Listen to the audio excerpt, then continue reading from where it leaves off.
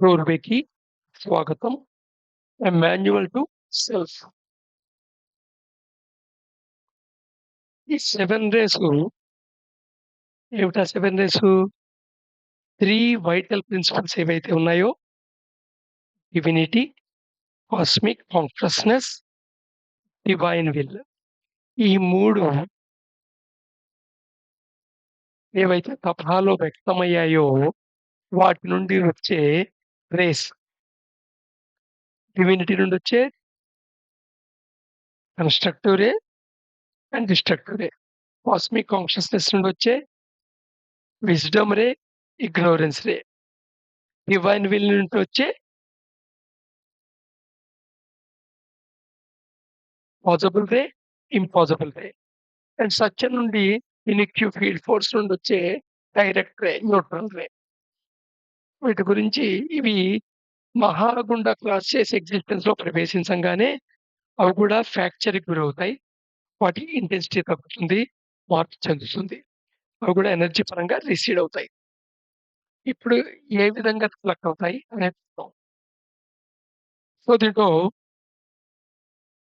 Divinity నుండి వచ్చిన ఒకటి పాజిటివ్ రే, ఒకటి నెగెటివ్ రే అని చెప్పుకోవచ్చు అనుకున్నాం.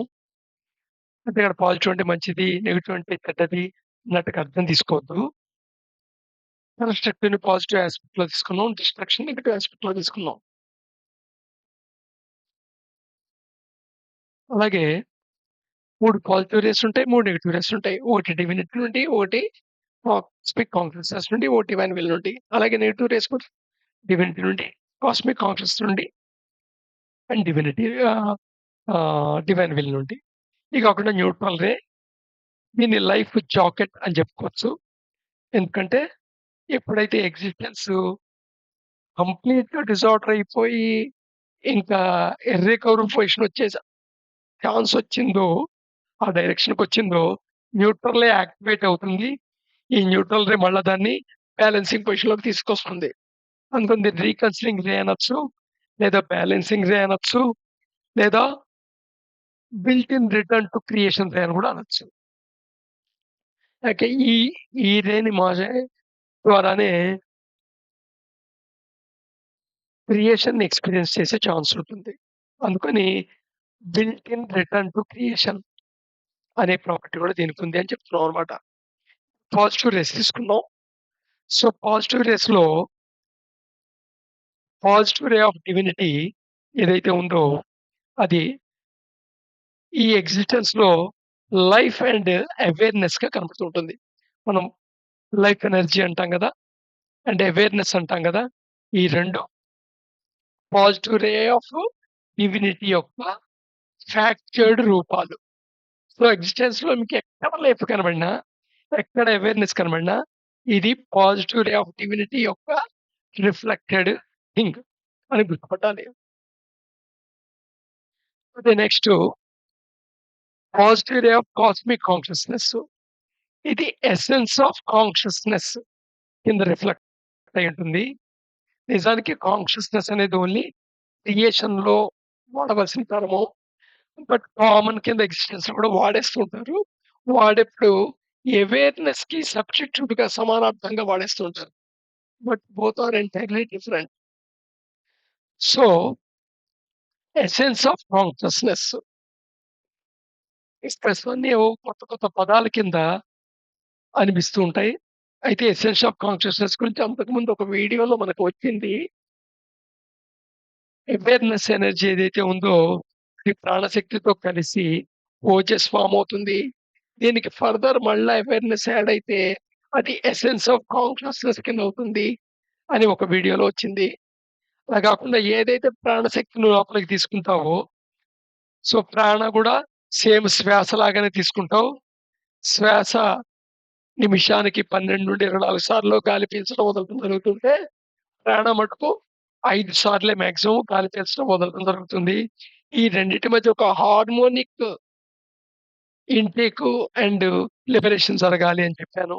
ఈ 2 హార్మోనిక్ అయినప్పుడు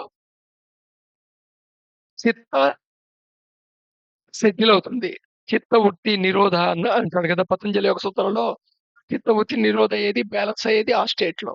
సో, అంతకుముందు వీడియోలో దీని గురించి వచ్చింది.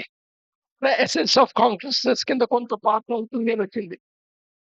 మూలాధార చక్రంలో ఉన్నది మన డైలీ రొటీన్ యాక్టివిటీస్‌కి ఉపయోగపడే ఎనర్జీ అయితే, ఎప్పుడైతే అక్కడ ఓజస్ ఫార్మ్ అయిందో, ఆ ఓజస్‌కి మళ్ళా అవేర్‌నెస్ యాడ్ చేసినప్పుడు ఎసెన్స్ ఆఫ్ కాన్షియస్‌నెస్ వస్తుంది. అట్ ద సేమ్ టైము నువ్వు తీసుకున్న ప్రాణాల్లో భాగం ఎసెన్స్ ఆఫ్ కాన్షియస్‌నెస్ కింద స్వాదిష్టాన దగ్గర కూడా ఎక్యుములేట్ అవుతుంది. కానీ చాలా తక్కువ అమౌంట్‌లో ఉంటుంది అని తెలుసుకున్నాం. ఈ ఎసెన్స్ ఆఫ్ కాన్షియస్‌నెస్ 3 గ్రేడ్స్‌లో ఉంటుంది. Third grade, second grade, first grade.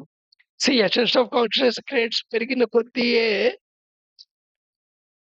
Parameshwari movement అనేది, ఈ కుండలిని మూవ్‌మెంట్ అనేది ఇవన్నీ దీనికి related issues. Essence of consciousness అనేది చాలా ఇంపార్టెంట్. ఎక్కడ ఉపయోగపడుతుందిది?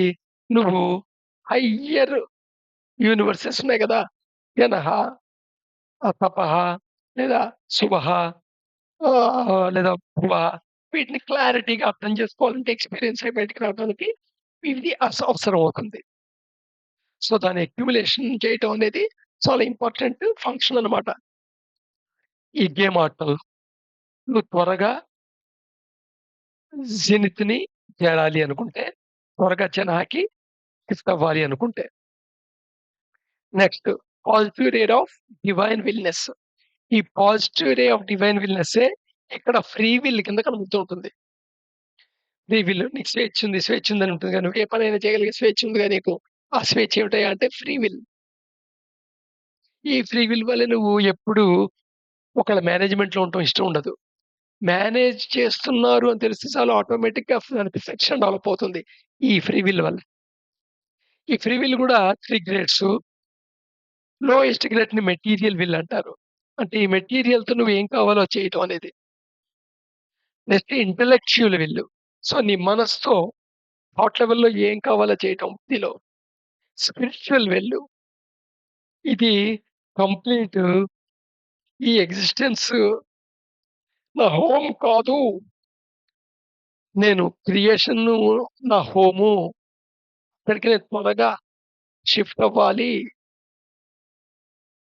అని అనుకున్నప్పుడు, దానికి నువ్వు ఎగ్జిక్యూట్ చేయబడే విల్ మాట. స్పిరిచ్యువల్ విల్ అనమాట. సామాన్యంగా మనం ఆసిలేట్ అవుతుంటాం. దీని గురించి తెలిసినప్పుడు ఈ విల్‌కి ట్రై చేస్తుంటాం. దాని గురించి ఆ విల్ ట్రై చేస్తుంటాం. ఇలాగ చూస్తాం. బట్ యాక్చువల్‌గా 99% మెటీరియల్ విల్, ఫ్రీ విల్‌లోనే మనం బతుకుతూ ఉంటాం. ఇప్పుడు నెగెటివ్ ఆస్పెక్ట్స్ తీసుకుందాం. నెగెటివ్ రేస్‌లో నెగెటివ్ రే ఆఫ్ డివినిటీ. ఇది ఏంటంటే, ఇది క్రియేట్ చేయగలదు, డిస్ట్రాయ్ చేయగలదు. ఓ రకంగా చెప్పాలంటే ఇది ఎలా రిఫ్లెక్ట్ అవుతుందంటే ఎగ్జిస్టెన్స్‌లో న్యూక్లియర్ ఎనర్జీ కింద, అటామిక్ ఎనర్జీ కింద రిఫ్లెక్ట్ అవుతుంటుంది. ఆటమ్స్ కంబైన్ అయినప్పుడు ఎనర్జీ రిలీజ్ అవ్వటం, ఆటమ్స్ కంబైన్ అయినప్పుడు ఎనర్జీ అబ్సార్బ్ చేయటం, లేదా న్యూక్లియర్ ఫిషను, ఫ్యూజను ఎనర్జీ రిలీజ్ అవ్వటం. న్యూక్లియర్ ఫిషన్ అయిన ఎనర్జీ రిలీజ్ అవుతుంది. న్యూక్లియర్ ఫిషన్ అయిన అంటే 2 న్యూక్లియస్ కింద విడిపోయిన ఎనర్జీ రిలీజ్ అవుతుంది. 2 చిన్న న్యూక్లియస్ కలిసి పెద్ద న్యూక్లియస్ ఏర్పడిన ఎనర్జీ రిలీజ్ అవుతుంది. ఇదంతా నెగెటివ్ యాస్పెక్ట్ ఎక్కడ ఏంటంటే నెగెటివ్ రే ఆఫ్ డివినిటీ యొక్క రిఫ్లెక్షన్ అన్నమాట ఎగ్జిస్టెన్స్‌లో. ఫ్యాక్టెడ్ అయిన తర్వాత ఈ రూపంలో ఉంటుంది. అలాగే negative ray of cosmic consciousness. యాక్చువల్‌గా దీన్ని పొరపాటున అప్పుడుకుండే లాంగ్వేజ్‌లో ఈవిల్ కింద, పశువుల కింద, దయ్యాలు, భూతాల కింద, శాతాన్ కింద ఇలా అభివర్ణించారు. బట్ యాక్చువల్‌గా negative ray of cosmic consciousness వల్ల డ్యామేజ్ క్రియేట్ అవుతుంది. దీన్ని మనం ఈవిల్ అనొచ్చు లేదా క్రైమ్ అనొచ్చు. ఈ ఎనర్జీ వల్ల క్రైమ్, ఈవిల్, డ్యామేజ్ ఇవన్నీ జరిగే అవకాశం ఉంటుంది. మనకు జనరల్‌గా అనిపిస్తుంది. ఎందుకు ఈ ప్రపంచంలో సఫరింగు? దానికి ఆన్సర్ కూడా తెలుస్తూ ఉంటుంది. ఇది కరెక్ట్‌గా అండర్‌స్టాండ్ చేసుకుంటే. Next negative ray of divine will. Divine will ఒక నెగెటివ్ రే. ఇది ఎనర్జీస్ ఆఫ్ లోవర్ కింగ్‌డమ్ సంబంధించినవి.